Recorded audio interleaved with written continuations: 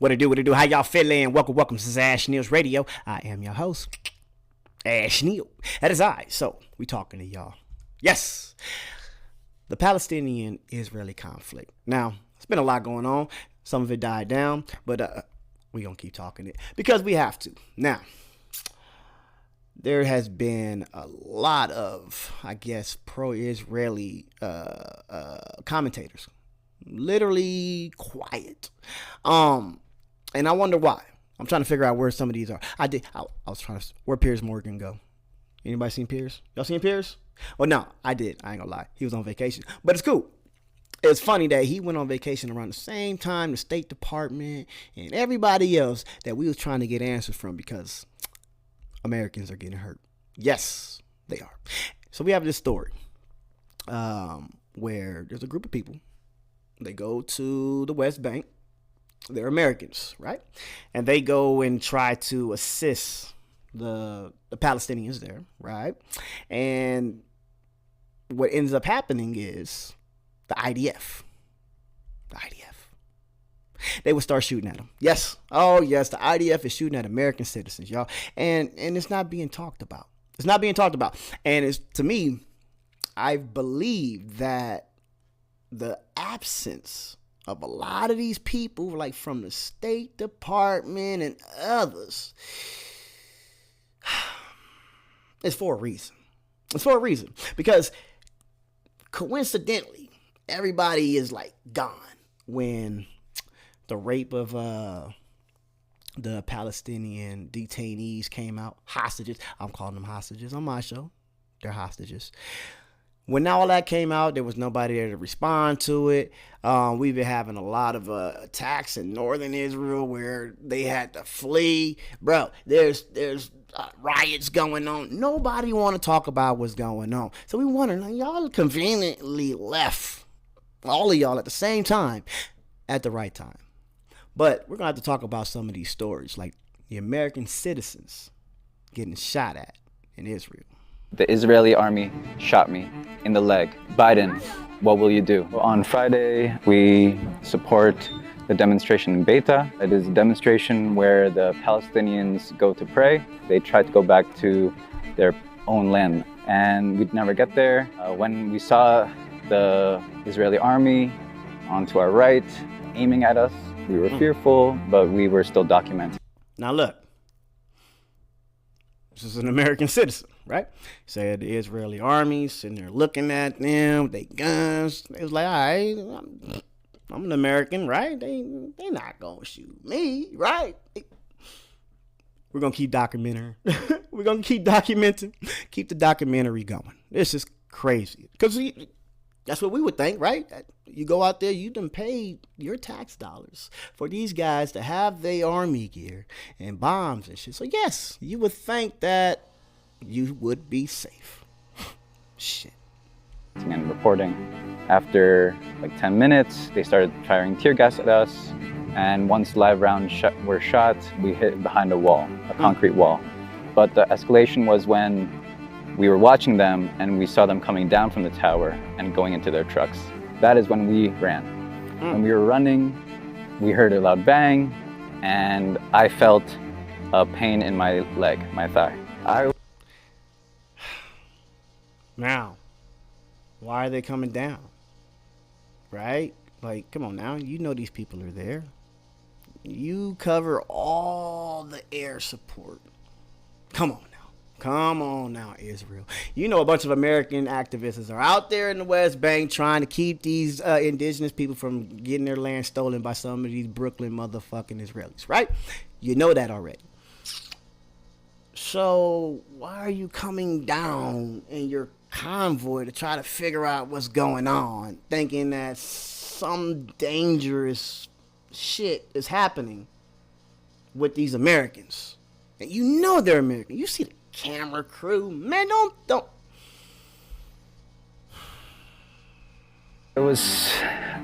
I thought I was running for my life. I was one of the last people, if not the last person going.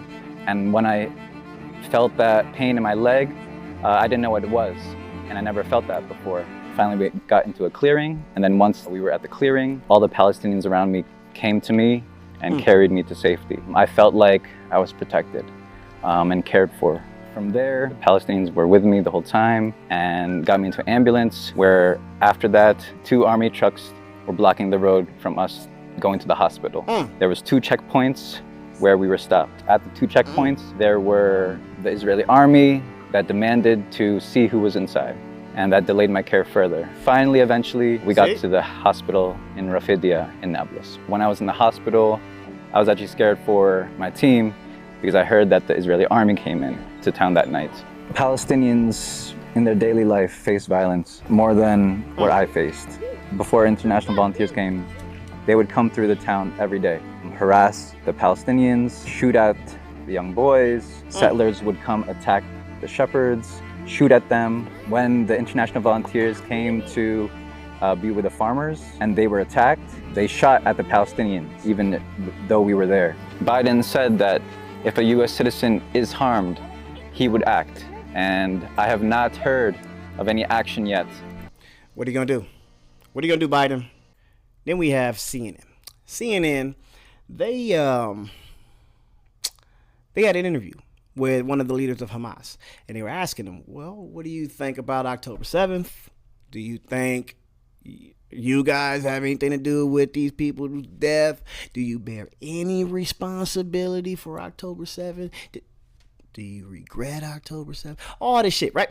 And the leader of Hamas was just sitting there like, bro, this didn't start on October 7th. But you guys keep on keeping on with this. Why y'all do that shit? And he's trying to tell you that motherfuckers been getting killed for over 70 years, bro, and y'all never cared. But so why y'all care now?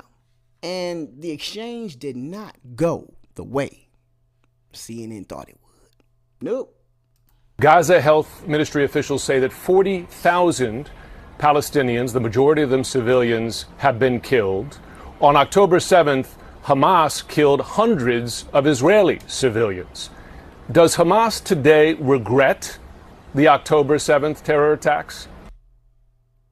Why would they regret it? Ask yourself. Ask yourself. Now, hey, don't come after me. I'm just asking questions. Now, let's talk about the October 7th attack. What was going on October 7th?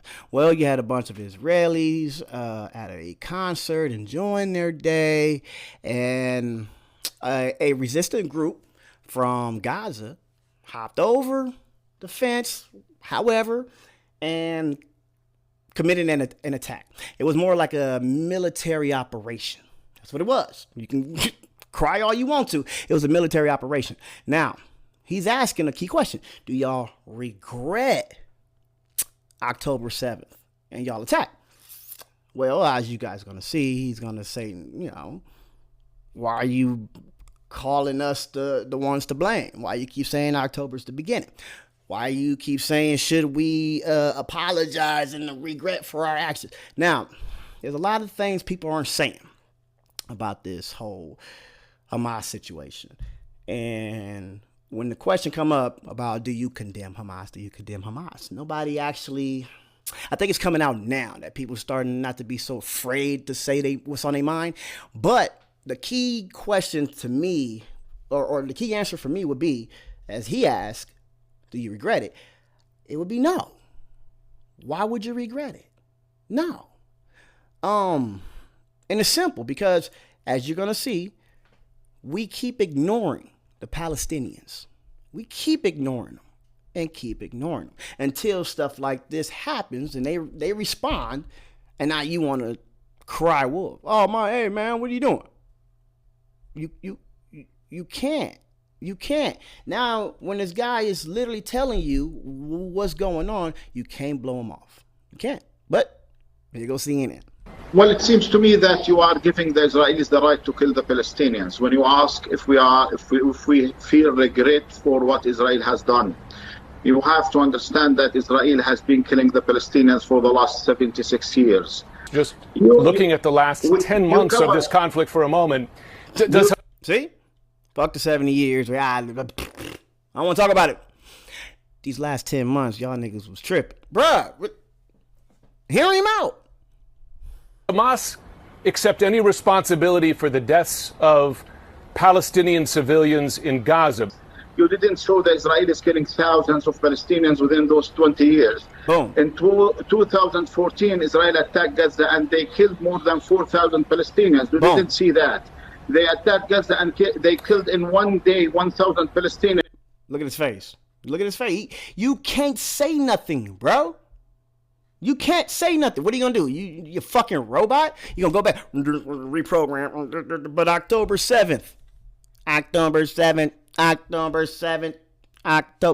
Bro, he's literally crying out, hey, man, why we couldn't get a CNN interview back then when 1,000 people in one day got killed? And in 2008. Do you accept responsibility for the deaths of civilians in Gaza? That's the question. It seems that you support the killing of 40,000 Palestinians.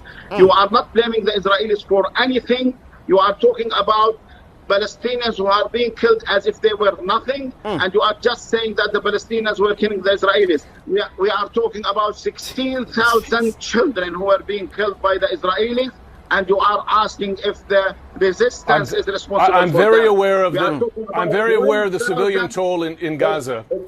Excuse me, you are not listening. You're And not you listening. are not allowing me to answer. You don't want to listen to the facts. You just want to listen to yourself. It's okay. That's enough. Gaza health. Like, he's right. You're not listening. You're not. You literally don't care to listen. It's not even on your plate. You're like, yeah, we just want you on camera so we can try to railroad you and get you to say some shit because we know you guys didn't mean it. You didn't mean to do October 7th. Did you? Really? And it's crazy. It's crazy. And I'm going to get back to my point because the leader of Hamas still didn't really get to the heart of the point because he kept getting interrupted. But do you regret October 7th? And even some people like Pierce, where you at? I ain't seen you in a minute. It's okay though. Do you condemn Hamas? That funky question. Let's think about it in totality, because all the legal scholars, the people that's supposedly smart on the situation, they know this didn't start on October 7th. They know it. They know it as the leader was going down through, the 4,000 people dead here, the 1,000 people one day here. Nobody said anything. So I remember in the beginning of this whole conflict when the first hostage deal went out, and Hamas was releasing hostages, and Israel was releasing hostages. They're hostages. Sorry. Yes. You seen two different sides of hostages. The ones that Hamas was releasing, right? These people had smiles on their face. They was hugging them, kissing them, all type of shit. Hell, one of the Hamas leaders was carrying one of the ladies to the van. He's a lady or a kid, I don't know. Speaking of kid, one of the kids had a pet, bruh. He got his pet, and his pet stayed alive. Like they kept the pet fed or some shit. Like it was a different scene from when Israel let out their hostages. Oh man, y'all didn't see that shit? This lady's face was beat in, bro. Her nose was all off to the side. She was missing fingers, missing fucking fingers. And she was talking about the sexual abuse and all that type of shit, and nobody said nothing. This is the beginning, the first exchange, the first hostage exchange. Nobody said anything. They just like, yeah, whatever. But the question stands. Do you think it was a good operation? Because it was a military operation. Ask yourself. Israel has been detaining these innocent Palestinians for years, and some of them for indefinite time. And they say shit, we ain't gonna let them out, and they don't even care. And then when people are screaming like, oh, they locking up all my children and all these kids and all these people, and nobody gave a shit, they like, well, shit, somebody's gonna hear us out. So when they did what they did on October 7th, what ended up happening? A hostage exchange. So some of those people that Israel locked up indefinitely went home. So you tell me, did it work? I don't know. I think so. But that's for you to figure out. Now, we got a lot of these Western commentators that's been going around, you know what I'm saying a piece about the whole situation. And one of my favorite racists is James. I think James Worthy, right? This racist motherfucker, James. James like to have people on his show pretending to be debunking them, right? And what's the show? Talk TV? Is it Talk TV? One of these motherfucking British shows, right? UK shows. Now, this motherfucker, he has what do I want to call it? Let me see. I'm gonna call it there's a term. So he has a terminal illness, right? Which is nothing to talk about, to brag about. We pray for everybody that has a terminal illness, and we hope that they make it through, right? But as you can see, James, he's fairly old. He lived his life, so it's one of those, all right, bro, if it takes you out, I'm so sorry, but it's not a thing that, a young person that we would literally be like, dang, you got so much life to live, right? But I have to say that to say this. James have gotten, he's really racist, but he got extremely racist during this whole conflict. He doesn't care about the 40,000 dead Palestinians. He don't care about any hostages that Israel took. His little buddy Ash over here, he's smoked out. Now, I think his injury or his condition is putting him in a state where he doesn't care. He can say whatever he wants. And he has his nose like, man, I'm dying. I'll be dead someday. And I don't care about your feelings. And it's kind of disgusting.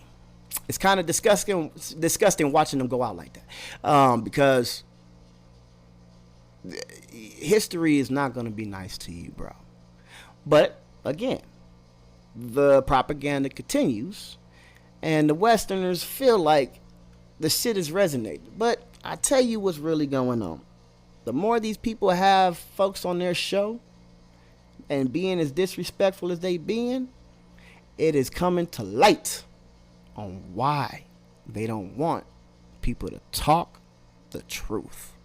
Saeed Mohammed Marandi, who is a professor of English at Tehran University, joins us now. Professor, good evening. How can we be sure that these figures have any reality whatsoever? Well, actually, if you go and look at the Lancet Medical Journal, we don't. People laugh at the Lancet now. Well, it's you. See, immediately. Now, Nick, well, we don't listen to that. We don't even read it. We laugh at it. We come up with something else. Give me another source. I didn't hear no yelling, no cursing, no disrespectful tone coming from the guests. It was just if you look at this data here, it says, why are you guys so unhinged, man? What are you afraid of? There's a lot. You can laugh all you want, but in that journal, an article was written where it said actually, if it is quite plausible, and this was on July the 20th. Hang on, we'll try. You said quite plausible.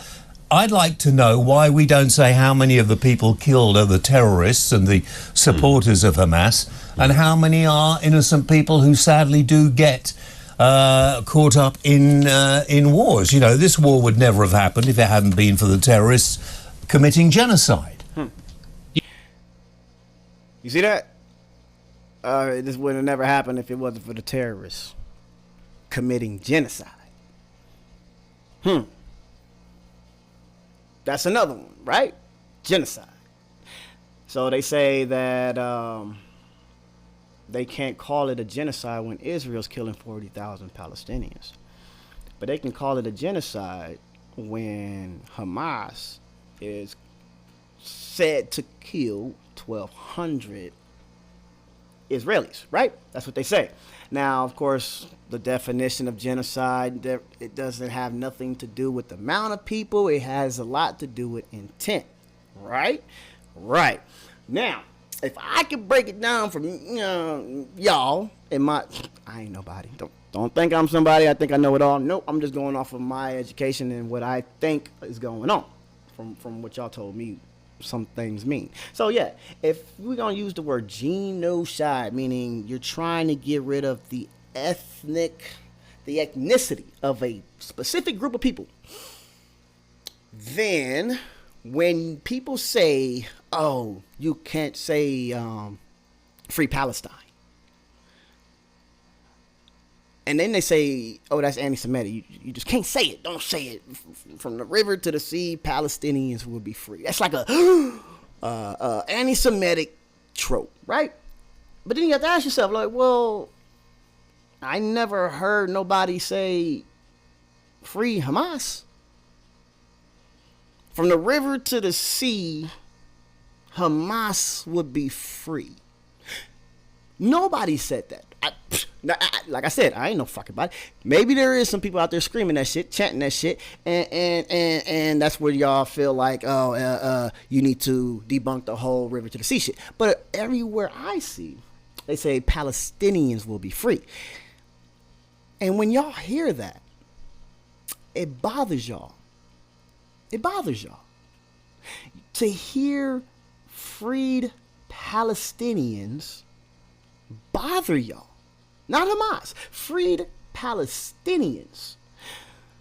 So when this conflict happens and we have to put in totality that you don't even want Palestinians free prior to October 7th, then we have to ask ourselves, are you guys literally doing this to Hamas or Palestinians?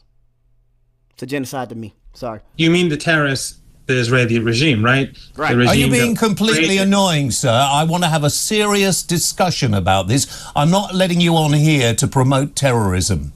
So if you want to have a serious discussion, I don't we care have it. why you invited me. If I don't I'm care. on the program, I will say what I want to say, and I will not be Well, you can intimidated. answer the questions. Answer the questions.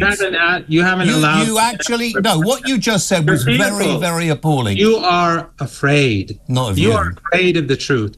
You're afraid What is of the truth? Tell me the that truth. people like you are complicit in genocide because from day one you were supporting the Israeli regime's slaughter. Tell me the truth, then. What should Israel do then in response to The October truth is 7th? not shown on British television. The truth, if you look on social media, on accounts like Sarah Wilkinson. Sarah Wilkinson was arrested recently by your police. She's a Palestinian activist. Yeah. 12 police officers raided her house and arrested her. Why? Because she was a pro-Palestinian activist exposing the reality. Or, for example, Richard Medhurst, who is a journalist. Well, we don't know about these cases. Well, I'll tell you what we'll do. Damn. See? There it is. We don't know about these cases. I don't care. I don't know what the fuck you talking about. That's the problem. That's the problem. You're sitting here trying to have a whole show of anti-resistance. Why are these people acting like this? Why are these people acting like this? Why did they even do October 7th? But when they're fucking clearly telling you, hey, did you see that fucking this Palestinian activist getting arrested for no reason? They like, nah, I didn't see that shit. So what the fuck are you even arguing about if you don't even know what's going on in the streets?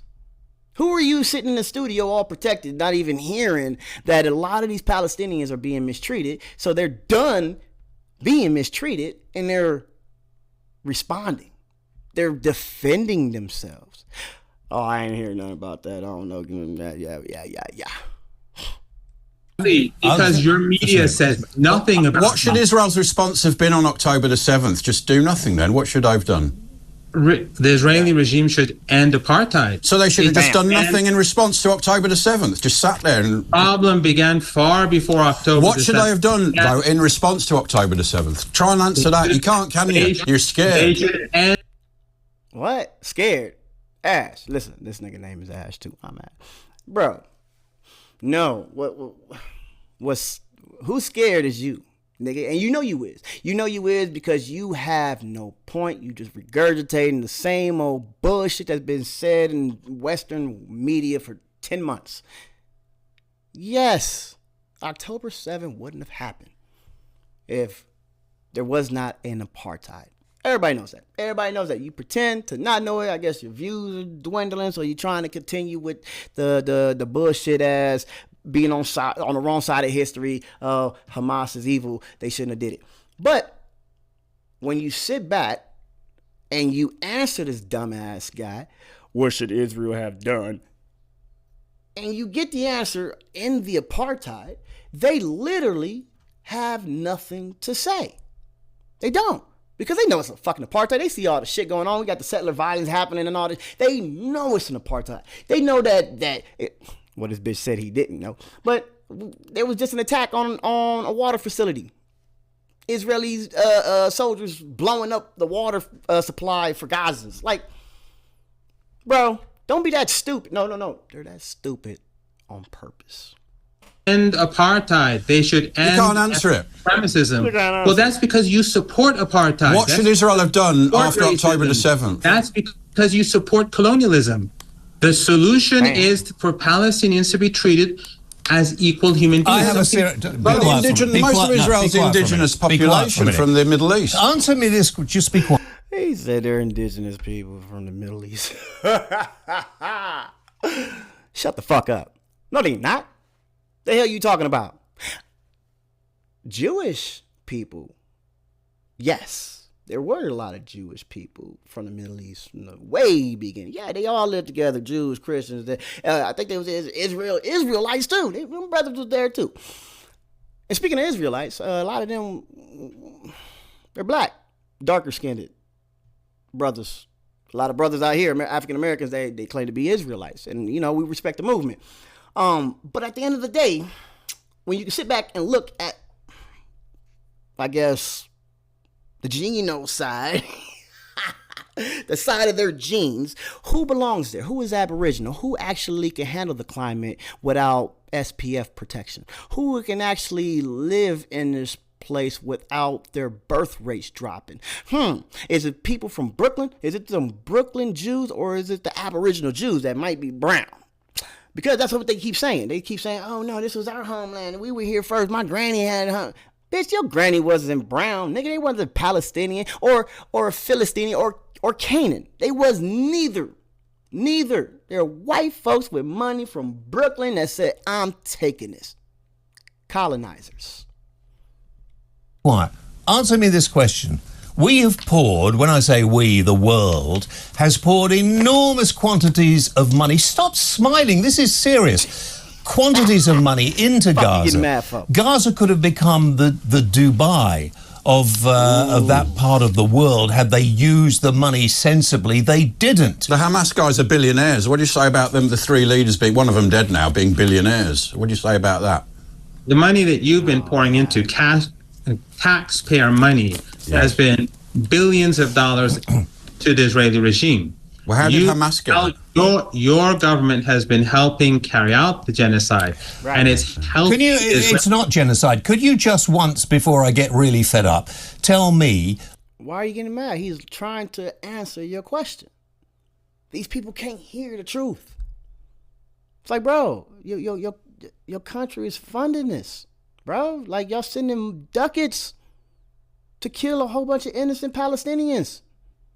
So yes, sorry, my nigga, let me answer your question the way I'm going to answer it.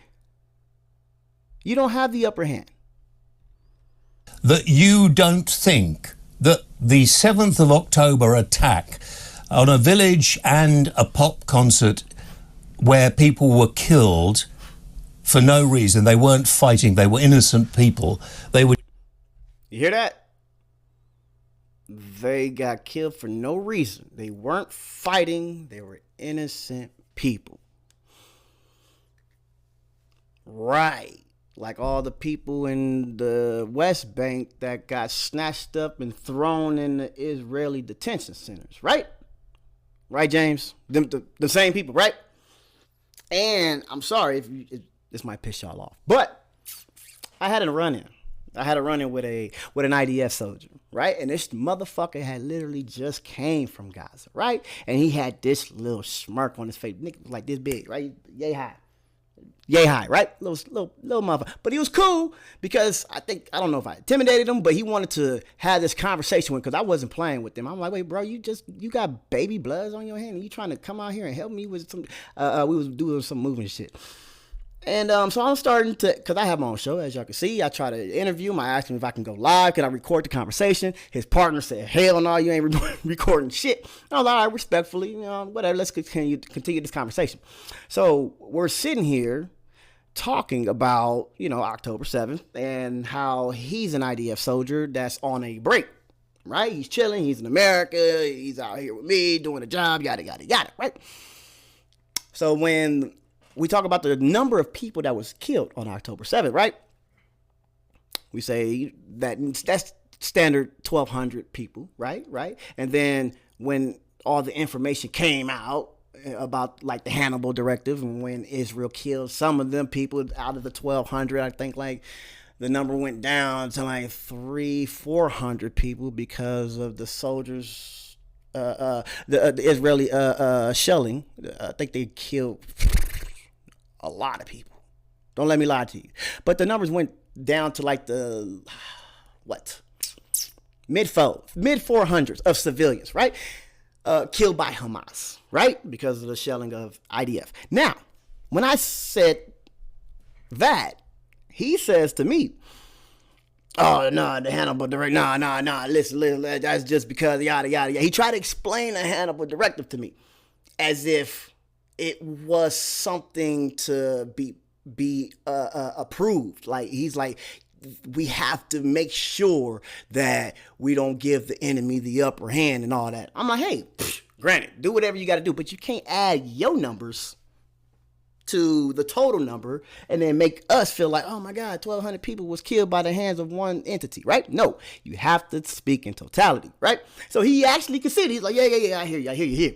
And then we talked about the 400 that was actually killed or whatever the number was. I'm sorry, I don't want to lie to you. But then I said Keith, the other 400 that we're going to call innocents, civilians that weren't doing anything but partying, right?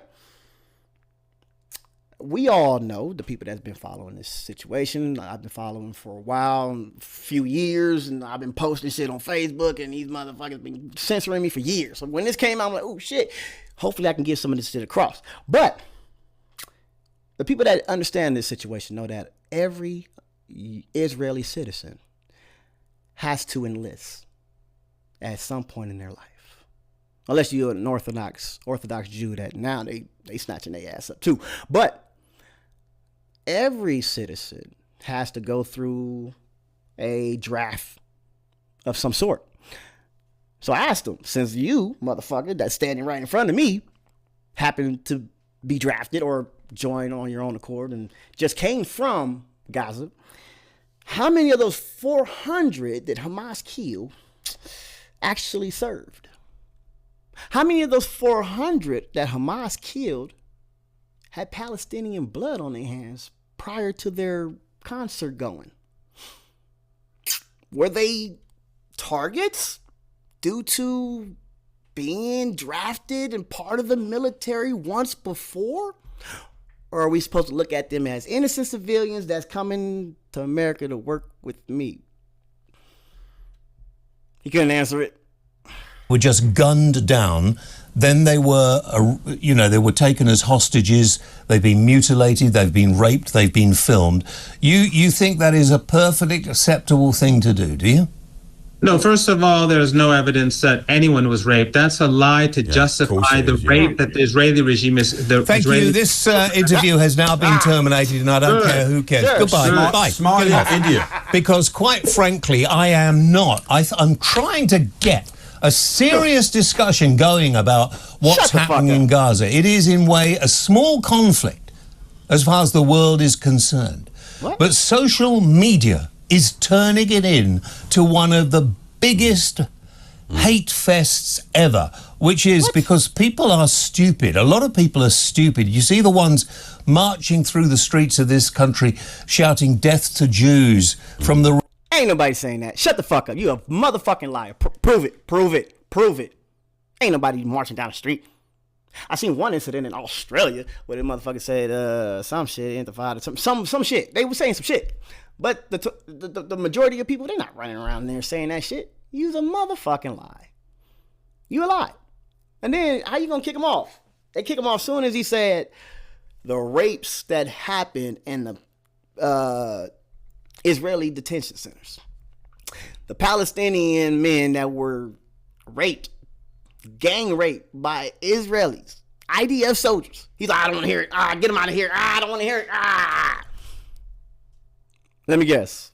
You didn't hear about that story either, huh, James? You didn't hear about it, huh? Just like when Piers Morgan left, that story came out. The State Department, they were asked about it a couple times. Matt and them was just in there like, we can't keep this up. And they left. You're on your own, buddy. It's not working no more. You can call people anti-Semitic. You can say whatever the hell you want. It doesn't matter no more. Because we're all waking up. We all waking up. We see it for what it is. We know you're trying to colonize in 2024. We get it. We say it all the time. Black folks out here in America, we have this little saying like, nigga, I'm not my motherfucking ancestor. Nigga, we ain't our grandparents. Like, that's a real life saying in our community. Like, it means that you would have us fucked up if you tried that shit today. And that's what the Palestinians are saying. That's what everybody with two brain cells to rub together is saying. Like, you white folks got life fucked up. If you think we're going to let you get away with this in 2024. And I know I'm ranting, but this conflict is